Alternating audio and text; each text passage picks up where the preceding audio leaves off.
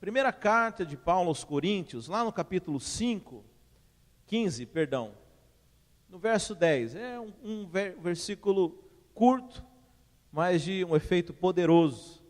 Diz assim: mas pela graça de Deus sou o que sou, e a sua graça para comigo não foi em vão. Antes trabalhei mais do que todos eles, contudo não eu, mas a graça de Deus comigo. Amém? Feche os seus olhos. Pai, em nome de Jesus, nós pedimos que o teu Santo Espírito traga a revelação das Escrituras agora sobre nós, ó Pai. Que nós possamos ter os nossos olhos espirituais abertos para a tua palavra, Senhor, e que o teu Espírito venha ministrar em nossos corações, em nome de Jesus. Amém. Sabe, irmãos, nós temos falado muito sobre a graça. Eu estava avaliando aquilo que nós temos pregado desde o último ano. Nós temos falado apenas sobre a graça de Deus, porque isso é algo extremamente importante e tem que ser algo resolvido para nós como crentes, de entendermos o primeiro de tudo, o amor e a graça do nosso Deus.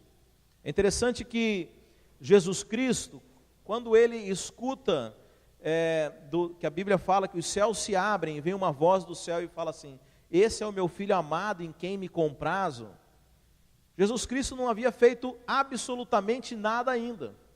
Jesus não havia começado o seu ministério, mas a Bíblia fala que Deus falou que ele tinha prazer em Jesus Cristo. Deus, ele tinha prazer em Jesus Cristo, porque veja, Deus tem prazer em nós pelo que nós somos, não pelo que nós fazemos. Daí a importância de, antes de você pretender fazer qualquer coisa, você entender que você é amado de Deus, e que o amor de Deus não depende do que você faz. Sabe, eu gosto sempre de perguntar para as pessoas quando elas vêm me propor alguma coisa. Sabe, há uns tempos atrás uma pessoa veio pedir para participar do louvor. E antes eu quis checar quais eram os motivos, mas por que você quer participar? Qual que é o motivo? Não, simplesmente eu quero cantar. Sabe, mas e aí conversando e aprofundando, sabe, eu descobri, e isso é uma doença que acomete muitos crentes, que é essa questão de você precisar estar fazendo coisas para Deus, para você poder se sentir aceito, se sentir merecido, se sentir alguém amado por Deus, sabe, e você corre um sério erro com isso. Você primeiro precisa entender que você já é amado, que você já é abençoado, e aí depois você está apto para fazer coisas, sabe, mas é muito comum, porque o nosso relacionamento natural com as pessoas é baseado geralmente naquilo que nós fazemos. Muitas pessoas fazem coisas, às vezes contrariando a sua própria consciência, para poderem ser aceitos num grupo. Isso é muito comum, principalmente na fase da adolescência, onde há maior necessidade de aceitação num grupo. Mas veja, na igreja nós precisamos entender e acabar com esse ativismo cristão. Entender que Deus nos ama pelo que nós somos, não pelo que nós fazemos. Então, partindo desse princípio, eu tenho, avaliando, no último ano, pregado apenas a graça de Deus, pregado apenas o amor, pregado apenas o quanto nós somos aceitos. Mas uma vez que nós entendemos e somos cheios do amor do Pai, há um propósito nisso. Há um propósito na unção. Tem um livro famoso do pastor Marcelo, fala o propósito profético da unção, a unção do propósito profético, a unção do propósito profético, isso? Já leu? Benção demais, né? Veja, há um propósito em tudo isso, um porquê da unção, um porquê da capacitação, um porquê da graça do Senhor. E ao contrário do que muitas pessoas pensam, tudo isso não é para os projetos pessoais seus. Sabe, muitas vezes nós temos ouvido um evangelho que ele é um evangelho que é reflexo do nosso pensamento contemporâneo social, onde nós vivemos numa sociedade individualista e apenas voltada para os seus próprios projetos. E aí muitas vezes, quando nós nos achegamos a Deus, e talvez você também chegou dessa forma, mas nada impede que você mude a sua mente, mas você chegou querendo utilizar Deus dentro do seu projeto. Não é o que nós vemos? Campanha para conseguir tal coisa. Você faz um propósito com Deus, você faz um jejum, você faz isso, sabe, parece até uma relação com deuses pagãos, né? Você oferece lá, você acende uma vela, você prepara um frango, põe lá na esquina e aquele Deus é obrigado agora a fazer aquilo que você quer. Mas veja, Deus criou todos nós para um propósito dele. Há um propósito que é dele e não nosso. Sabe, quando nós ignoramos isso, nós corremos sérios riscos. O primeiro é você ficar apenas à margem do mover de Deus. Sabe, eu fico pensando, Jesus Cristo pregou para milhares de pessoas. Só apenas numa dos momentos em que Jesus prega, e que a Bíblia registra a quantidade de pessoas, falam que eram 5.000 homens, fora mulheres e crianças. Quantas pessoas ouviram a mensagem do Evangelho, quantas pessoas acreditaram em Jesus Cristo, mas simplesmente ficaram à margem daquilo que era o mover de Deus, porque simplesmente não entenderam o espírito da coisa. Sabe, quando nós nos dispomos e nos convertemos e fazemos de Jesus não apenas o nosso Salvador, mas o Senhor da nossa vida, nós estamos entrando num projeto que é dele. Sabe, nós reconhecemos que nós fomos criados para um projeto maior do que apenas a nossa vida. Sabe, eu dou graças a Deus porque eu cansei muito cedo disso. Muito cedo. Eu com 30 anos já estava enfadado do estilo de vida que eu estava levando. Sabe, Deus me permitiu ter condições financeiras, patrimônio, já muito cedo. E muito cedo eu descobri que isso não era motivo de satisfação e que não era motivo de realização. Eu já possuía títulos acadêmicos, já possuía condições financeiras, e logo eu descobri que isso não preenchia a minha vida. Sabe, eu dou graças a Deus, porque eu vejo pessoas que entram nesse ciclo vicioso e nunca saem dele. Nunca estão satisfeitas e ficam andando, mas são pessoas que estão dando volta e sempre aquilo precisa ser retroalimentado, e elas se tornam cada vez mais oprimidas, opressas por esse sistema mundanista, esse sistema de pensamento, esse padrão, e ficam apenas nisso. Mas muito cedo eu cheguei num ponto que eu pensei, mas será que é só isso a vida? Será que é só trabalhar, juntar patrimônio, tirar umas férias, passar um tempo de alegria e tal, e aí eu vou levando minha vida na minha individualidade e com meus problemas, minhas coisas, será que é só isso? Sabe, nós precisamos entender o que nós estamos fazendo. Precisamos entender para onde nós estamos indo. Sabe, eu queria dizer para você que você, se está aqui, você foi chamado, você foi alistado, você foi escolhido. A Bíblia fala que nós não fomos nós que escolhemos a Deus, mas foi Ele que escolheu a nós. Você foi escolhido para um projeto maior, para um projeto que é eterno. Porque a Bíblia fala que antes da fundação do mundo, você sabe, antes de Deus criar o planeta, antes de Deus ter feito o firmamento, as estrelas, o céu, a terra, a água, a separação entre água e terra, colocado os animais, as plantas, e feito o jardim do Éden, colocado antes de tudo isso, a Bíblia fala que Deus havia projetado você e estabelecido um projeto de vida individual para cada um de nós. Mas apesar do projeto ser individual, todos eles estão envolvidos num projeto maior, que é a própria igreja do Senhor, que é o próprio Cristo. Você sabe, o final dessa história é a união da divindade com a humanidade, da igreja com Jesus Cristo. Haverá um casamento e nós fomos escolhidos para nos unirmos com Deus. Sabe, e esse é um propósito. Nós precisamos entender que muito antes de você ter pensado e projetado para a sua vida. E é interessante, né? Nós passamos semana passada aqui um vídeo, onde as crianças eram perguntadas o que elas queriam ser quando crescer. E nós somos instigados pelo nosso modelo social, modelo de pessoas, a escolher profissões, a escolher coisas para a nossa vida. Mas na verdade nós devíamos perguntar a Deus o que o Senhor estabeleceu para que eu fosse.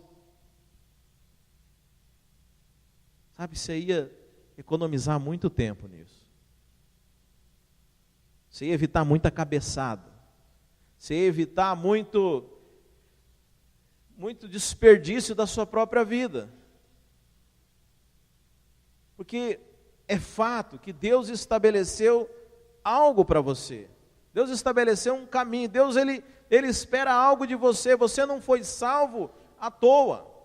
Tudo isso que está acontecendo à nossa volta, o lugar onde você nasceu, o país onde você está hoje, as pessoas com quem você relaciona, todas têm um propósito. Agora, não ignore isso, não seja ignorante das coisas que Deus está fazendo ao redor da sua vida.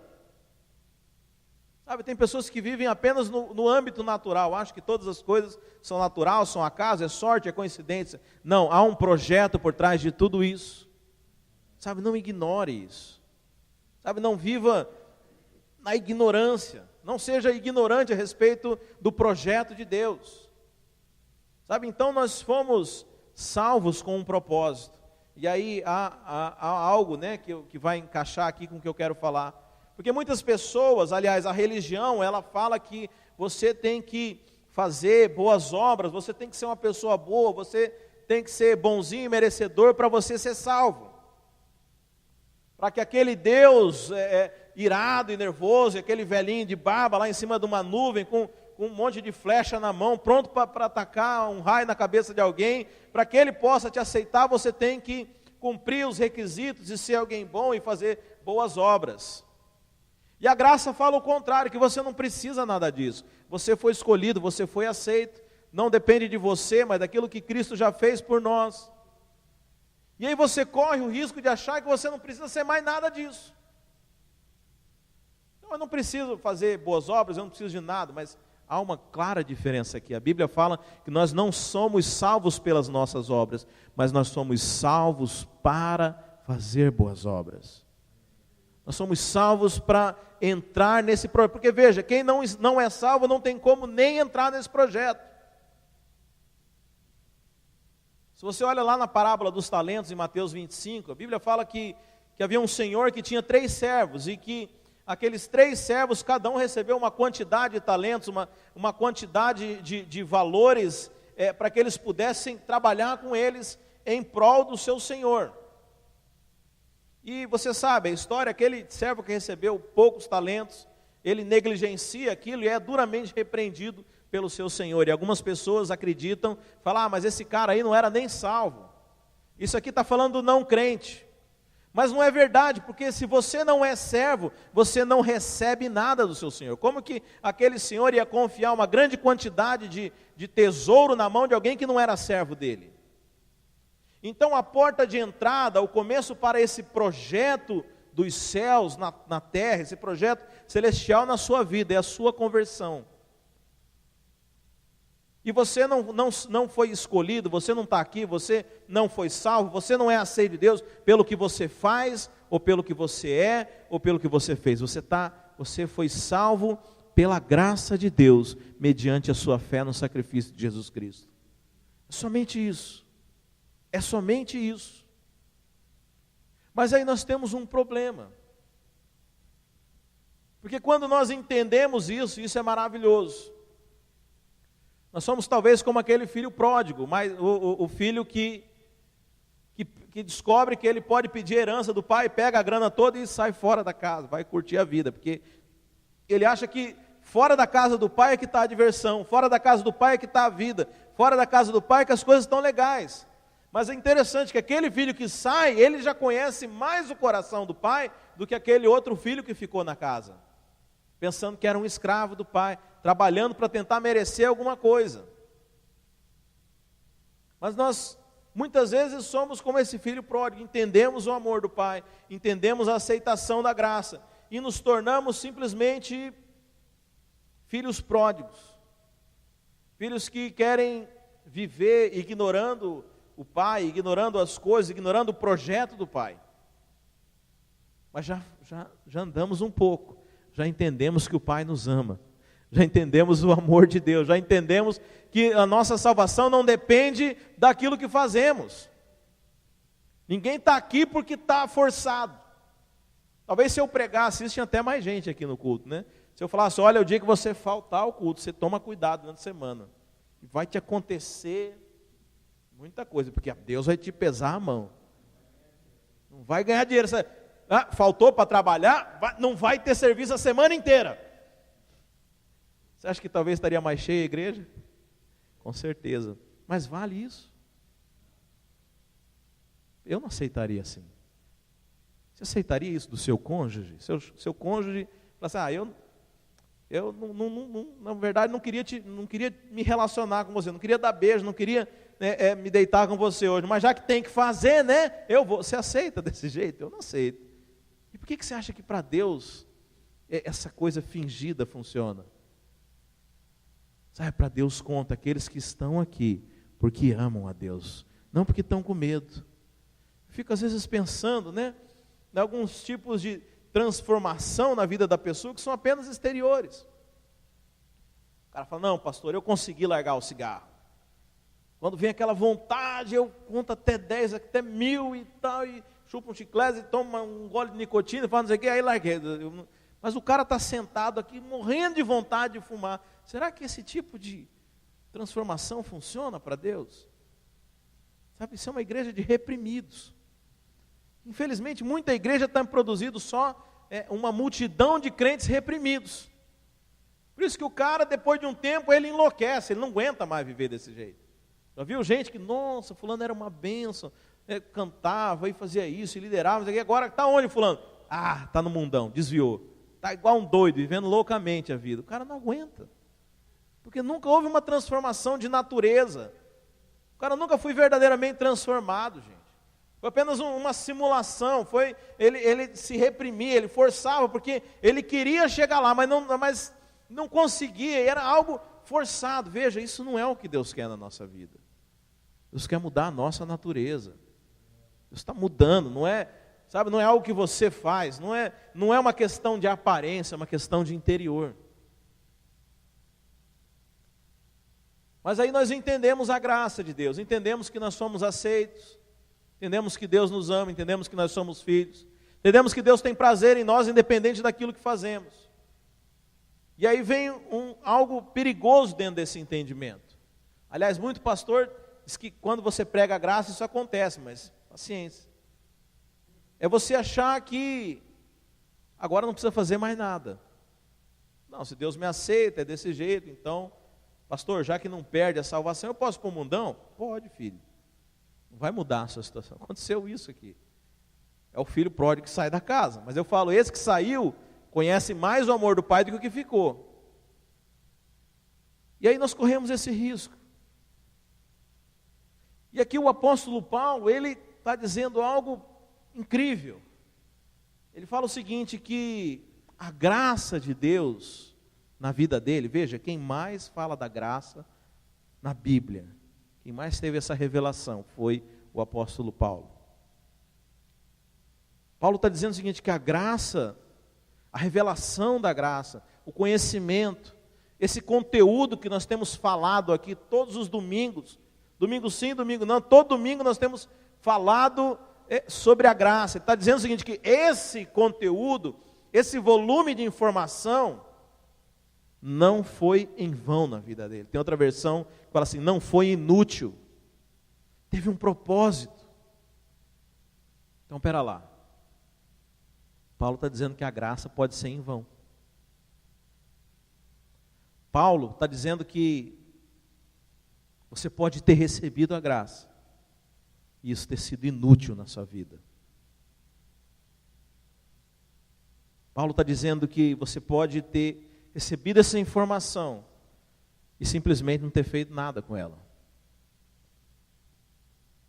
Se você for ler o capítulo 1 de Gálatas, Paulo está dizendo que aqueles irmãos decaíram da graça, que eles simplesmente foram para a posição da graça, mas saíram dela. Então, Paulo está dizendo que nós temos que avaliar o que esse ensino, o que esse conhecimento, essa revelação que o Senhor nos tem dado esses dias, tem produzido na nossa vida. Eu pergunto agora para você, a graça, como que tem sido em vão a graça sobre a sua vida? A revelação da graça na sua vida, foi em vão ou tem feito efeito? Mas o que é o efeito? Como é que eu mensuro isso? Como é que eu avalio então, pastor, se a graça tem feito efeito ou não na minha vida? A resposta está aqui na segunda linha. Por que a graça de Deus não foi em vão na vida de Paulo? Embaixo. Antes, trabalhei mais do que todos eles. Uai, agora eu não entendi. Porque o senhor acabou de falar que eu não preciso trabalhar para ser aceito por Deus. Eu não preciso de obras para poder ser aceito por Deus. Mas agora ele está dizendo que por causa da graça ele trabalhou mais. Mas vem cá, eu achei que a graça era para dizer que eu não precisava fazer nada. De fato, para você ser aceito, você não precisa fazer mais nada além de crer. Mas se a graça de Deus vale na sua vida, agora você vai começar a trabalhar. Agora você vai entrar dentro desse projeto de Deus. Porque a nossa dificuldade antes qual que era? Era saber se eu era aceito ou não por Deus. Se eu podia ou não entrar nesse projeto. Por que era a dificuldade? Porque eu achava que dependia de mim. Falei, não, e veja, quem não peca, irmãos? A Bíblia fala que homem nenhum pode dizer que não pecou. Então, como que eu podia entrar nesse projeto de Deus aqui? Se eu era cheio de imperfeições, cheio de problemas, cheio de coisas, mas a graça me disse que por causa de Jesus Cristo, que pagou meu pecado, eu posso entrar no projeto de Deus, independente de como eu era. Mas se eu entrei no projeto, agora, qual que é a minha reação? É poder participar dele. Mas muitas pessoas, quando entendem parcialmente a graça, eles acham que não precisa mais nada. Mas a graça de Deus é justamente para que você possa ingressar no projeto de Deus. Estou com medo de eu estar complicando, né? Eu pedi a Deus um exemplo essa semana. O Espírito Santo me trouxe a seguinte imagem. Vamos supor que nós estivéssemos no México e precisássemos chegar até o Canadá. E os Estados Unidos, vocês visualizaram no mapa? O México está aqui embaixo, Estados Unidos está no meio, o Canadá está lá em cima. E os Estados Unidos fosse um território em guerra. E homem nenhum conseguiria atravessar. A Bíblia fala que homem nenhum vence o pecado. Mas nosso objetivo é chegar lá no norte, lá no Canadá, mas nós estamos no México. Como é que nós vamos conseguir chegar? Por nossa conta, nós nunca conseguiríamos atravessar esse país que estaria em conflito. Mas aí, o rei vai lá e te dá um salvo-conduto. Ele te dá uma carta, uma autorização, em que você poderia atravessar aquele país e chegar no seu objetivo, totalmente ileso. Entenderam? A graça é esse direito que nós temos de chegar aqui, o nosso objetivo, de ingressar no projeto de Deus. Por isso que o apóstolo Paulo fala que nós agora podemos entrar com confiança diante de Deus no Santo dos Santos. Você não podia. Homem nenhum podia chegar diante de Deus. A Bíblia fala que antes do sacrifício de Jesus Cristo, para que o sacerdote, que era o único homem na terra autorizado a entrar no Santo dos Santos, uma única vez por ano, para que ele pudesse botar o pé lá, tinha que se purificar, tinha que passar por inúmeros rituais. E o negócio era tão complicado, irmãos, que eles não sabiam, porque se ele tivesse um pecado naquele momento lá, se naquele momento que ele pisasse lá, ele tivesse um pensamento impuro, ele ia ser fulminado na hora. Então, eles amarravam uma corda na cintura do cara e botavam uma sineta, porque se ele parasse de mexer lá dentro, quem que era o homem que podia ir lá resgatar ele? Aí tinha que puxar o cara pela corda. Essa era a presença de Deus. Mas a Bíblia fala que hoje nós podemos nos achegar diante da presença de Deus, sem mais nada disso. pela graça do Senhor. Mas quando você não entende a graça e ela se torna vã na sua vida, você fala, eu tenho livre acesso, mas eu não quero ir lá. Quero ir lá. Então aí se tornou vão, para quê? Vamos supor então que você recebe esse salvo-conduto para atravessar esse território. E você, não, agora eu tenho o salvo-conduto, mas eu não quero ir lá.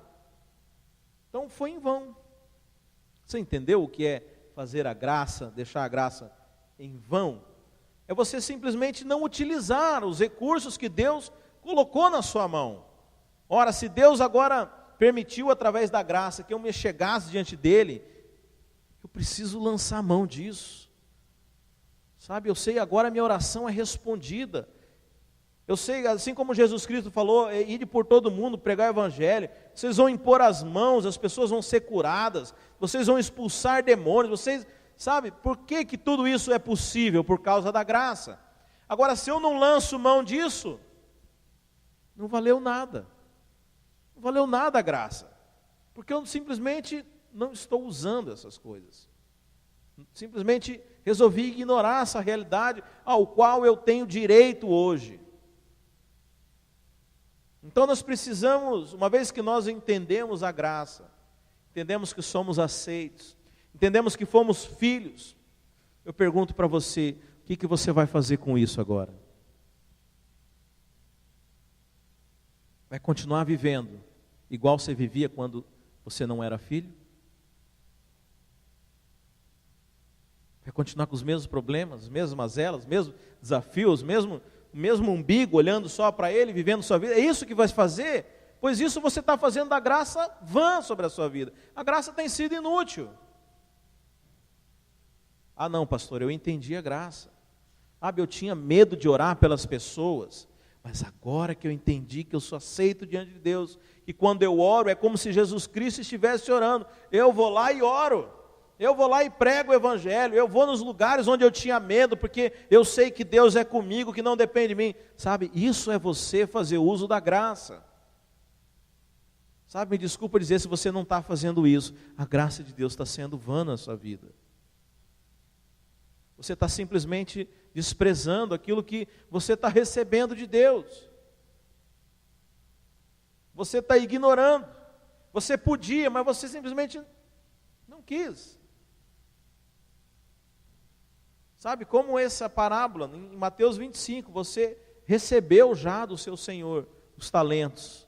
Você recebeu todas as ferramentas necessárias para que você pudesse desempenhar o projeto que Deus tem para você.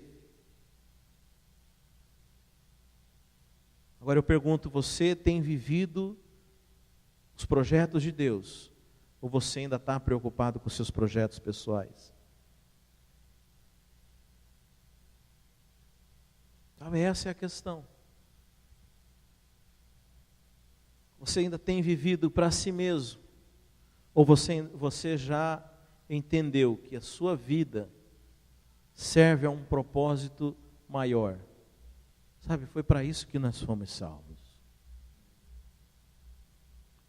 Foi para isso que nós fomos feitos filhos. Agora nós temos que cuidar dos interesses do nosso Pai. Sabe, eu não consigo ver de uma forma diferente, sendo eu filho de Deus, tendo entendimento e revelação de que todas as coisas estão ao meu alcance no mundo espiritual. Como que eu posso viver ignorando isso? Como que eu posso viver, me desligar dessas coisas e, sabe, deixar de lado e continuar vivendo o que eu sempre vivi, quando eu não era filho, quando eu não tinha uma relação com Deus, quando, da mesma forma que as pessoas aí fora vivem. Sabe, nós precisamos de ter essa revelação. Porque a verdadeira revelação da graça, o resultado dela é que você se envolve nesse projeto. O apóstolo Paulo está dizendo que a graça não foi inútil na vida dele. E o resultado dela não ter sido inútil foi que Paulo trabalhou mais do que todos. Paulo foi a lugares onde ninguém foi, Paulo falou coisas que ninguém falou, e escreveu quase todo o Novo Testamento da sua Bíblia. O resultado da graça, o resultado quando ele entendeu que não dependia mais dele, mas que todas as portas estavam abertas, a bênção de Deus, o favor de Deus era sobre ele. O resultado foi que ele pôde ir muito mais longe do que ele imaginava. Eu vou dar um exemplo para você. Há 2 anos atrás, o Senhor colocou no meu coração de vir para esse país aqui. E se eu não tivesse plena confiança na graça de Deus, no favor, no amor, eu jamais viria. Porque pensa nas implicações disso. Você ir para uma cultura diferente, num lugar onde você não tem certeza se vai ter sustento ou não, você enfrentar desafios, jamais que eu iria sair da minha zona de conforto, eu iria para outro lugar. Sabe, mas a confiança no amor de Deus, na graça, que não depende de mim, independente que Deus é um Pai satisfeito comigo, sabe, me fez ir muito mais longe de onde eu mesmo iria. Sabe, esse é o resultado da graça. O resultado da graça é produzir uma igreja operante,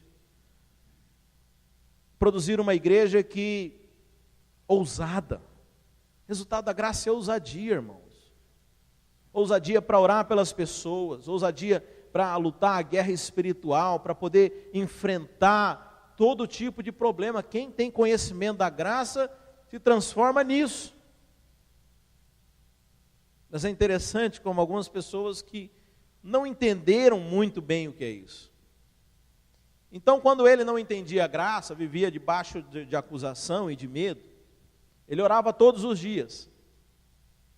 Mas a oração dele não era oração de filho, não era uma oração com fé e confiança pedindo as coisas de Deus. Era uma oração como: Senhor, por favor, não me castiga. Oh Deus, desvia sua ira, misericórdia. Aliás, eu até já falei com os irmãos aqui, né? Falei, misericórdia é uma oração do Velho Testamento. E o que é misericórdia? Por favor, não me castiga, né? Usa da sua misericórdia. Essa é a oração desesperada daquele que vive debaixo de acusação. Mas aí a pessoa conheceu a graça. Como que ela ora agora? Não ora, para que eu vou orar? Não preciso pedir mais misericórdia, não precisa mais orar, pastor. Não precisa mais jejuar, que isso? Não precisa mais fazer essas coisas não, chata. Não, deixa eu falar, agora que você devia orar. Sabe por quê? Porque agora Deus te ouve. Agora você deveria ter fé para orar por coisas maiores. Porque os céus estão abertos sobre a sua vida. Sabe, essa é a postura daquele cuja graça não foi em vão. Essa é a postura daquele que entendeu que pode, que ele vai, que Deus está feliz e vai abrir as portas. Então o resultado disso é uma igreja operante. Sabe, as pessoas têm um conceito errado, elas acham que porque nós estamos na graça, nós não precisamos mais cumprir a lei. Precisar não precisa, mas nós cumprimos a lei. Porque nós somos filhos de Deus. Veja, a Bíblia fala que as leis, elas são a expressão do próprio Deus. E que elas foram dadas para que o homem visse que ele era incapaz de cumpri-las. Mas agora que nós recebemos a graça, o espírito de filiação, agora nós podemos cumpri-la. Não, pastor, não precisa mais não. Esse negócio do dízimo é coisa do Velho Testamento. Veja, deixa eu perguntar. A lei falava que tinha que amar a Deus. Você agora não precisa mais amar a Deus? Mas antes, na lei, você amava a Deus porque era uma obrigação. Não, eu tenho que amar, Não, agora nós amamos porque Ele nos amou primeiro. Porque nós recebemos do amor dEle. Sabe, a única forma que nós conseguimos nos relacionar e responder é com o mesmo amor de volta. A lei falava assim, que não cobiçarás. Não roubarás. Agora pode roubar, irmãos? Não, agora você não precisa, porque você pode pedir para o seu pai e ele vai te dar. Não tem necessidade de você roubar. Sabe, e assim são todas as coisas. A lei falava que eu tinha que dar, contribuir, né? Não roubarás o teu Deus, eu tenho que, não roubarás de Deus. E aí dentro dessa lei, tá? Fala do dízimo, de você contribuir, mas você contribuía na força, porque você tinha medo do devorador, do cortador, do migrador na sua vida. Agora hoje você não precisa contribuir, não, você contribui, porque você sabe que o teu Deus te dá em abastança. Sabe, a maneira de relacionamento mudou, mas você não pode ficar no meio do caminho. Você tem que entender que a graça de Deus, ela cumpre um propósito sobre a sua vida. Sabe, Deus te chamou para um propósito maior. Deus te chamou para algo que é um projeto existencial, que é dele. Sabe, você não pode viver ignorando essas coisas, sob pena de você fazer a graça de Deus, que ela seja vã na sua vida.